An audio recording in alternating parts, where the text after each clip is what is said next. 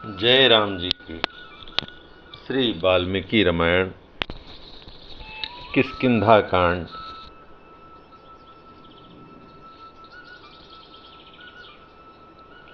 तीसवां सर्ग।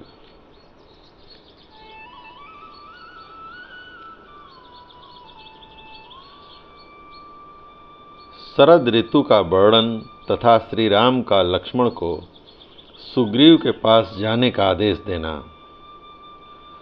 पूर्वोक्त आदेश देकर सुग्रीव तो अपने महल में चले गए। उधर श्री रामचंद्र जी जो वर्षा की रातों में प्रसवगिरी पर निवास करते थे, आकाश के मेघों से मुक्त एवं निर्मल हो जाने पर सीता से मिलने की उत्कंठा लिए उनके विरहजन्य शोक से अत्यंत पीड़ा का अनुभव करने लगे। उन्होंने देखा आकाश श्वेत बण का हो रहा है, चंद्रमंडल स्वच्छ दिखाई देता है तथा शरद ऋतु की रजनी के अंगों पर चांदनी का अंग राग लगा हुआ है। यह सब देखकर वे सीता से मिलने के लिए व्याकुल हो उठे। उन्होंने सोचा, सुग्रीव काम में आसक्त हो रहा है, जनक कुमारी सीता का अब तक कुछ पता नहीं लगा है और रावण पर चढ़ाई करने का समय भी बीता जा रहा है। यह सब देखकर अत्यंत आतुर हुए श्री राम का हृदय व्याकुल हो उठा। 2 घड़ी के बाद जब उनका मन कुछ स्वस्थ हुआ, तब वे बुद्धिमान नरेश श्री रघुनाथ जी अपने मन में बसी हुई विदेह नंदनी सीता का चिंतन करने लगे। उन्होंने देखा आकाश निर्मल है, न कहीं बिजली की गड़गड़ाहट है, न मेघों की घटा। वहाँ सब ओर सारसों की बोली सुनाई देती है। यह सब देखकर वे आर्तवाणी में विलाप करने लगे। सुनहरे रंग की धातुओं से विभूषित पर्वत शिखर पर बैठे हुए श्री रामचंद्र जी शरत काल के स्वच्छ आकाश की ओर दृष्टिपात करके मन ही मन अपनी प्यारी पत्नी सीता का ध्यान करने लगे। वे बोले, जिसकी बोली सारसों की आवाज के समान मीठी थी तथा जो मेरे आश्रम पर सारसों द्वारा परस्पर एक दूसरे को बुलाने के लिए किए गए मधुर शब्दों से मन बहलाती थी, वह मेरी भोली भाली स्त्री सीता आज किस तरह मनोरंजन करती होगी। सुवर्णमय वृक्षों के समान निर्मल और खिले हुए असन नामक वृक्षों को देखकर बार बार उन्हें निहारती हुई भोली भाली सीता जब मुझे अपने पास नहीं देखती होगी, तब कैसे उसका मन लगता होगा। जिसके सभी अंग मनोहर हैं तथा जो स्वभाव से ही मधुर भाषण करने वाली है, वह सीता पहले कलहंसों के मधुर शब्द से जागा करती थी, किंतु आज वह मेरी प्रिया वहाँ कैसे प्रसन्न रहती होगी। जिसके विशाल नेत्र प्रफुल्ल कमल दल के समान शोभा पाते हैं, वह मेरी प्रिया जब साथ विचरने वाले चकों की बोली सुनती होगी, तब उसकी कैसी दशा हो जाती होगी। हाय, मैं नदी, तालाब, बावली, कानन और वन सब जगह घूमता हूँ, परंतु कहीं भी उस मृग सावक नैनी सीता के बिना अब मुझे सुख नहीं मिलता है। कहीं ऐसा तो नहीं होगा कि शरद ऋतु के गुणों से निरंतर वृद्धि को प्राप्त होने वाला काम भामनी सीता को अत्यंत पीड़ित कर दे, क्योंकि ऐसी संभावना के 2 कारण हैं। एक तो उसे मेरे वियोग का कष्ट है, दूसरे वह अत्यंत सुकुमारी होने के कारण इष्ट कष्ट को सहन नहीं कर पाती होगी। इंद्र से पानी की याचना करने वाले प्यासे पपीहे की भांति नर श्रेष्ठ नरेंद्र कुमार श्री राम ने इस तरह की बहुत सी बातें कहकर विलाप किया। उस समय शोभा वाली लक्ष्मण फल लेने के लिए उस समय शोभाशाली लक्ष्मण फल लेने के लिए गए थे। वे पर्वत के रमणीय शिखरों पर घूम फिर कर जब लौटे, तब उन्होंने अपने बड़े भाई की अवस्था पर दृष्टिपात किया। वे दुसह चिंता में मग्न होकर अचेत से हो गए थे और एकांत में अकेले ही दुखी होकर बैठे थे। उस समय मनस्वी सुमित्रा कुमार लक्ष्मण ने जब उन्हें देखा तब वे तुरंत ही भाई के विषाद से अत्यंत दुखी हो गए और उनसे इस प्रकार बोले, आर्य, इस प्रकार काम के अधीन होकर अपने पौरुष का तिरस्कार करने से, पराक्रम को भूल जाने से क्या लाभ होगा। इस लज्जाजनक शोक के कारण आपके चित्त की एकाग्रता नष्ट हो रही है। क्या इस समय योग का सहारा लेने से, मन को एकाग्र करने से यह सारी चिंता दूर नहीं हो सकती।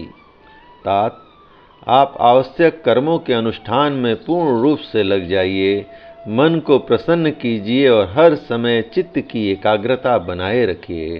साथ ही अंतःकरण में दीनता को स्थान न देते हुए अपने पराक्रम की वृद्धि के लिए सहायता और शक्ति को बढ़ाने का प्रयत्न कीजिए। मानव वंश के नाथ तथा श्रेष्ठ पुरुषों के भी पूजनीय वीर रघुनंदन, जिनके स्वामी आप हैं, वे जनक नंदनी सीता किसी भी दूसरे पुरुष के लिए सुलभ नहीं हैं, क्योंकि जलती हुई आग की लपट के पास जाकर कोई भी दग्ध हुए बिना नहीं रह सकता। लक्ष्मण उत्तम लक्षणों से संपन्न थे, उन्हें कोई परास्त नहीं कर सकता था। भगवान श्री राम ने उनसे यह स्वाभाविक बात कही, कुमार, तुमने जो बात कही है वह वर्तमान समय में हितकर भविष्य में भी सुख पहुँचाने वाली, राजनीति के सर्वथा अनुकूल तथा साम के साथ साथ धर्म और अर्थ से भी संयुक्त है।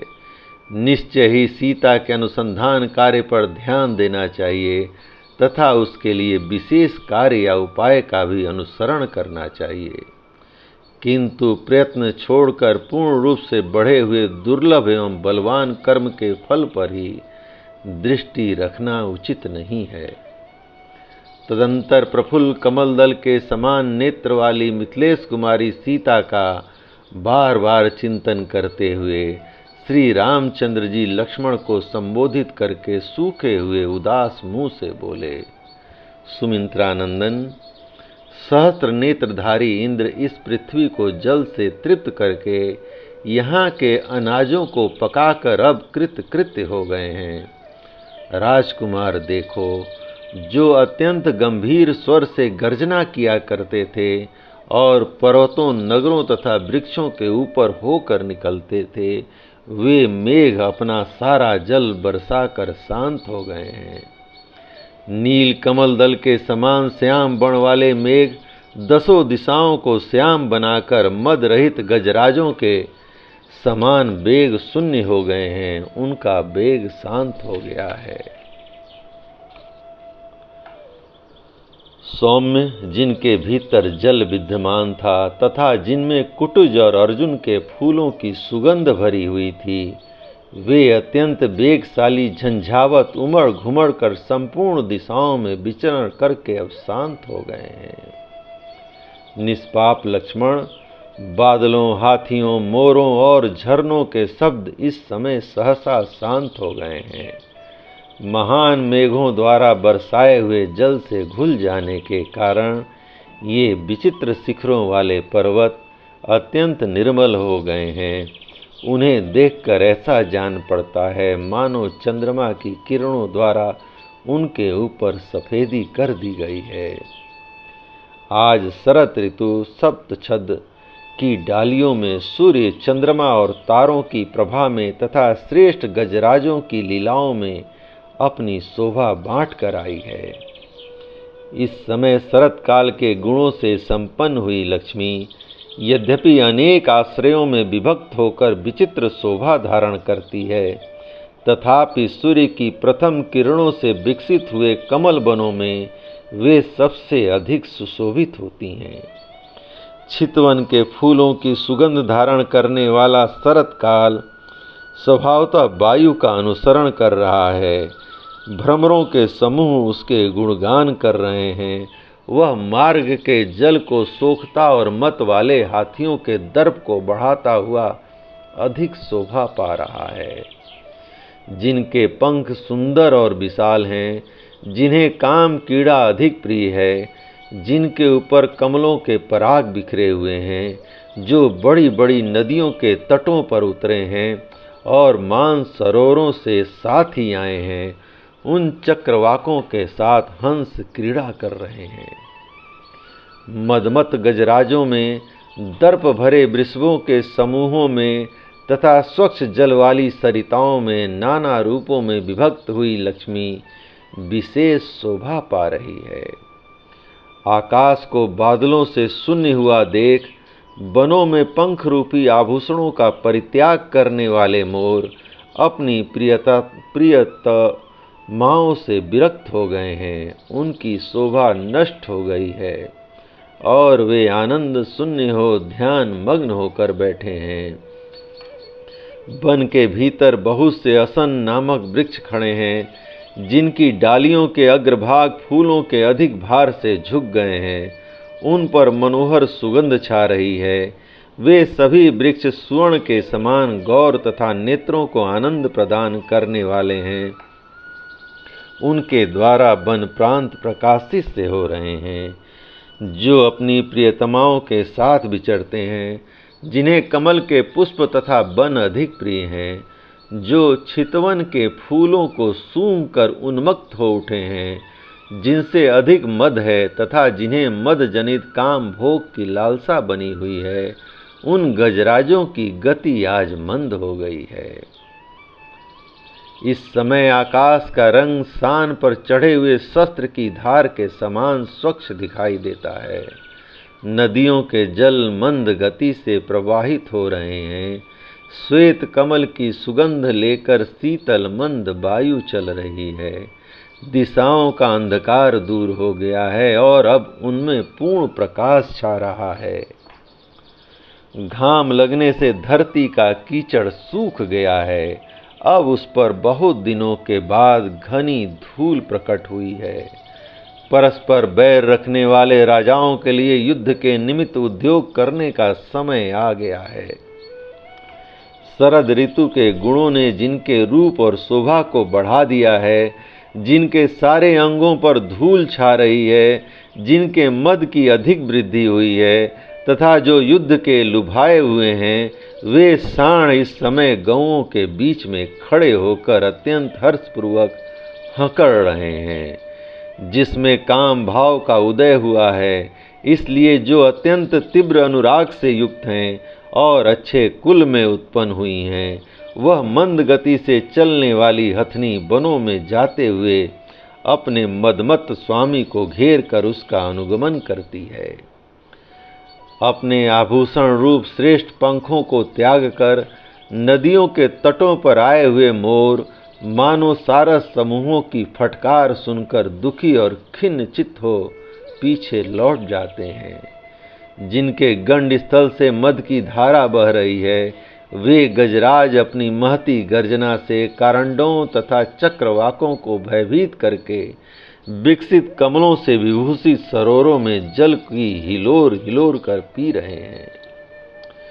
जिनके कीचड़ दूर हो गए हैं, जो बालुकाओं से सुशोभित हैं, जिनका जल बहुत ही स्वच्छ है तथा गौओं के समुदाय जिनके जल का सेवन करते हैं, सारसों के कलरों से गूंजती हुई उन सरिताओं में हंस बड़े हर्ष के साथ उतर रहे हैं।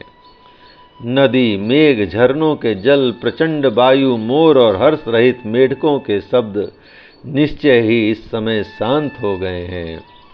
नूतन मेघों के उदित होने पर जो चीरकाल से बिलों में छिपे बैठे थे, जिनकी शरीर यात्रा नष्ट प्राय हो गई थी और इस प्रकार जो मृतवत हो रहे थे, वे भयंकर विष वाले बहुरंगे सर्प भूख से पीड़ित होकर अब बिलों से बाहर निकल रहे हैं। शोभाशाली चंद्रमा की किरणों के स्पर्श से होने वाले हर्ष के कारण जिसके तारे किंचित प्रकाशित हो रहे हैं अथवा किंचित खिल उठी हैं, वह राग युक्त संध्या अथवा अनुराग भरी नायिका स्वयं ही अंबर का वस्त्र त्याग कर रही है। यह कैसे आश्चर्य की बात है। चांदनी की चादर ओढ़े हुए शरत काल की यह रात्रि श्वेत साड़ी से ढके हुए अंग वाली एक सुंदरी नारी के समान शोभा पाती है। उदित हुआ चंद्रमा ही उसका सौम्य मुख है और तारे ही उसकी खुली हुई मनोहर आंखें हैं। पके हुए धान की बालों को खाकर हर्ष से भरी हुई और तीव्र वेग से चलने वाली सारसों की वह सुंदर पंक्ति वायु कंपित गुंथी हुई पुष्पमाला की भांति आकाश में उड़ रही है। कुमुद के फूलों से भरा हुआ उस महान तालाब का जल जिसमें एक हंस सोया हुआ है, ऐसा जान पड़ता है मानो रात के समय बादलों के आवरण से रहित आकाश सब ओर छिटके हुए तारों से व्याप्त होकर पूर्ण चंद्रमा के साथ शोभा पा रहा है। सब ओर बिखरे हुए हंस ही जिनकी फैली हुई मेखला हैं, जो खिले हुए कमलों और उत्पलों की मालाएं धारण करती हैं, उन उत्तम बावड़ियों की शोभा आज वस्त्राभूषणों से विभूषित हुई सुंदरी वनिताओं के समान हो रही है। वेणु के स्वर के रूप में व्यक्त हुए बाद घोष से मिश्रित और प्रातः काल की वायु से वृद्धि को प्राप्त होकर सब ओर फैला हुआ दही मथने के बड़े बड़े भांडों और साणों का शब्द मानो एक दूसरे का पूरक हो रहा है। नदियों के तट मंद मंद वायु से कंपित पुष्प रूपी हाथ से सुशोभित और धुले हुए निर्मल रेशमी वस्त्रों के समान प्रकाशित होने वाले नूतन कासों से बड़ी शोभा पा रहे हैं। वन में ढिठाई के साथ घूमने वाले तथा कमल और असन के परागों से गौर वर्ण को प्राप्त हुए मतवाले भ्रमर, जो पुष्पों के मकरंद का पान करने में बड़े चतुर हैं, अपनी प्रियाओं के साथ हर्ष में भरकर वनों में वायु के पीछे पीछे जा रहे हैं। जल स्वच्छ हो गया है, धान की खेती पक गई है, वायु मंद गति से चलने लगी है और चंद्रमा अत्यंत निर्मल दिखाई देता है। ये सब लक्षण उस शरत काल के आगमन की सूचना देते हैं जिसमें वर्षा की समाप्ति हो जाती है। क्रौंच पक्षी बोलने लगते हैं और फूल उस ऋतु के हास की भांति खिल उठते हैं। रात को प्रियतम के उपभोग में आकर प्रातः काल अलसाई गति से चलने वाली कामनियों की भांति उन नदी स्वरूपा वधुओं की गति भी आज मंद हो गई है, जो मछलियों की मेखला सी धारण किए हुए हैं। नदियों के मुख नौ वधुओं के मुख के समान शोभा पाते हैं। उनमें जो चक्रवाक हैं वे गोरोचन द्वारा निर्मित तिलक के समान प्रतीत होते हैं। जो सेवार हैं वे वधु के मुख पर बनी हुई पत्र भंगी के समान जान पड़ते हैं तथा जो कास है वे ही मानो श्वेत दुकल बनकर नदी रूपणी वधु के मुंह को ढके हुए हैं। फूले हुए सरकंडों और असन के वृक्षों से जिनकी विचित्र शोभा हो रही है तथा जिनमें हर्ष भरे भ्रमरों की आवाज गूंजती रहती है, उन वनों में आज प्रचंड धनुर्धर कामदेव प्रकट हुआ है, जो धनुष हाथ में लेकर विरही जनों को दंड देने के लिए उद्यत हो अत्यंत कोप का परिचय दे रहा है। अच्छी वर्षा से लोगों को संतुष्ट करके नदियों और तालाबों को पानी से भरकर तथा भूतल को परिपक्व धान की खेती से संपन्न करके बादल आकाश छोड़कर अदृश्य हो गए हैं। शरद ऋतु की नदियां धीरे धीरे जल के हटने से अपने नग्न तटों को दिखा रही हैं, ठीक उसी तरह जैसे प्रथम समागम के समय लजीली युवतियां सैने सैने अपने जघन स्थल को दिखाने के लिए विवश होती हैं। सौम्य सभी जलाशयों के जल स्वच्छ हो गए हैं।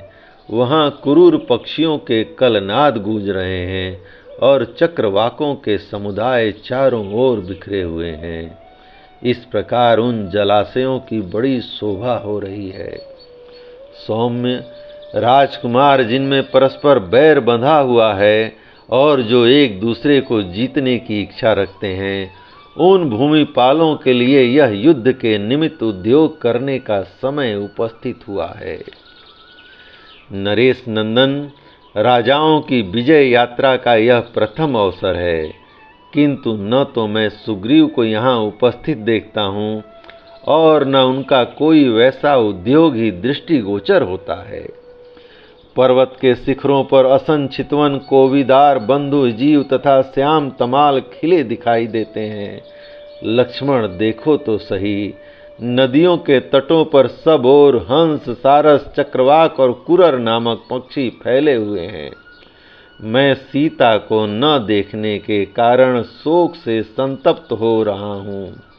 अतः ये वर्षा के 4 महीने मेरे लिए 100 वर्षों के समान बीते हैं। जैसे चकवी अपने स्वामी का अनुसरण करती है, उसी प्रकार कल्याणी सीता इस भयंकर एवं दुर्गम दंडकारण्य को उद्यान सा समझकर मेरे पीछे यहाँ तक चली आई थी।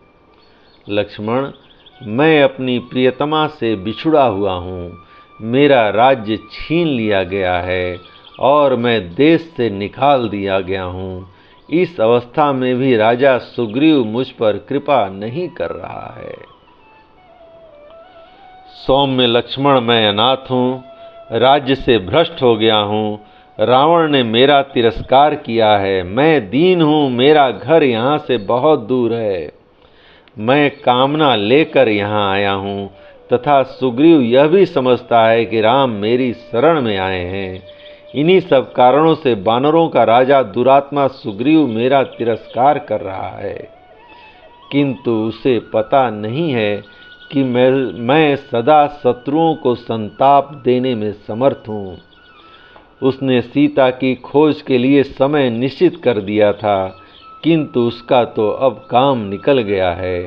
इसलिए वह दुर्बुद्धि वानर प्रतिज्ञा करके भी उसका कोई ख्याल नहीं रख रहा है। अतः लक्ष्मण, तुम मेरी आज्ञा से किष्किंधापुरी में जाओ और विषय भोग में फंसे हुए उस मूर्ख वानर राज सुग्रीव से कहो, जो बल पराक्रम से संपन्न तथा पहले ही उपकार करने वाले कायर्थी पुरुषों को प्रतिज्ञा पूर्वक आशा देकर पीछे उसे तोड़ देता है, वह संसार के सभी पुरुषों में नीच है। जो अपने मुख से प्रतिज्ञा के रूप में निकले हुए भले या बुरे सभी तरह के वचनों को अवश्य फलनीय समझकर सत्य की रक्षा के उद्देश्य से उनका पालन करता है, वह वीर समस्त पुरुषों में श्रेष्ठ माना जाता है। जो अपना स्वार्थ सिद्ध हो जाने पर जिनके कार्य नहीं पूरे हुए हैं, उन मित्रों के सहायक नहीं होते, उनके कार्य को सिद्ध करने की चेष्टा नहीं करते, उन कृतघ्न पुरुषों के मरने पर मांसाहारी जंतु भी उनका मांस नहीं खाते। सुग्रीव, निश्चय ही तुम युद्ध में मेरे द्वारा खींचे गए सोने की पीठ वाले धनुष का कौंधती हुई बिजली के समान रूप देखना चाहते हो। संग्राम में कुपित होकर मेरे द्वारा खींची गई प्रत्यंचा की भयंकर टंकार को, जो वज्र की गड़गड़ाहट को भी मात करने वाली है, अब फिर तुम्हें सुनने की इच्छा हो रही है। वीर राजकुमार सुग्रीव को तुम जैसे सहायक के साथ रहने वाले मेरे पराक्रम का ज्ञान हो चुका है। ऐसी दशा में भी यदि उसे यह चिंता न हो कि ये बाली की भांति मुझे मार सकते हैं, तो यह आश्चर्य की बात है। शत्रु नगरी पर विजय पाने वाले लक्ष्मण, जिसके लिए यह मित्रता आदि का सारा आयोजन किया गया, सीता की खोज विषयक उस प्रतिज्ञा को इस समय वनराज सुग्रीव भूल गया है। उसे याद नहीं कर रहा है, क्योंकि उसका अपना काम सिद्ध हो चुका है। सुग्रीव ने यह प्रतिज्ञा की थी कि वर्षा का अंत होते ही सीता की खोज आरंभ कर दी जाएगी, किंतु वह क्रीड़ा विहार में इतना तन्मय हो गया है कि इन बीते हुए 4 महीनों का उसे कुछ पता ही नहीं है। सुग्रीव मंत्रियों तथा परिजनों सहित क्रीड़ा जनित आमोद प्रमोद में फंसकर विविध पेय पदार्थों का सेवन कर रहा है। हम लोग शोक से व्याकुल हो रहे हैं, तो भी वह हम पर दया नहीं करता है। महाबली वीर लक्ष्मण, तुम जाओ, सुग्रीव से बात करो, मेरे रोष का जो स्वरूप है वह उसे बताओ और मेरा यह संदेश भी कहो। सुग्रीव बाली मारा जाकर जिस रास्ते से गया था वह आज भी बंद नहीं हुआ है, इसलिए तुम अपनी प्रतिज्ञा पर डटे रहो, बाली के मार्ग का अनुसरण न करो। बाली तो रण क्षेत्र में अकेला ही मेरे बाण से मारा गया था, परंतु यदि तुम सत्य से विचलित हुए तो मैं तुम्हें बंधु बांधों सहित काल के गाल में डाल दूंगा। पुरुष प्रवर नरश्रेष्ठ लक्ष्मण, जब इस तरह कार्य बिगड़ने लगे, ऐसे अवसर पर और भी जो जो बातें कहनी उचित हो, जिनके कहने से अपना हित होता हो, वह सब बातें कहना। जल्दी करो, क्योंकि कार्य आरंभ करने का समय बीता जा रहा है।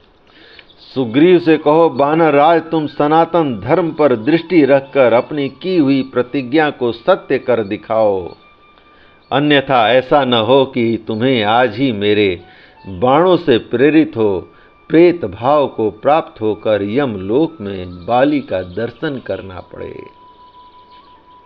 मानव वंश की वृद्धि करने वाले उग्र तेजस्वी लक्ष्मण ने जब अपने बड़े भाई को दुखी, बढ़े हुए तीव्र रोष से युक्त तथा अधिक बोलते देखा, तब वानरराज सुग्रीव के प्रति कठोर भाव धारण कर लिया। जय राम जी की। इस प्रकार श्री वाल्मीकि निर्मित आर्ष रामायण आदि काव्य के किष्किंधा कांड का 30वां सर्ग प्रभु श्री राम की कृपा से पूर्ण हुआ। जय राम जी की।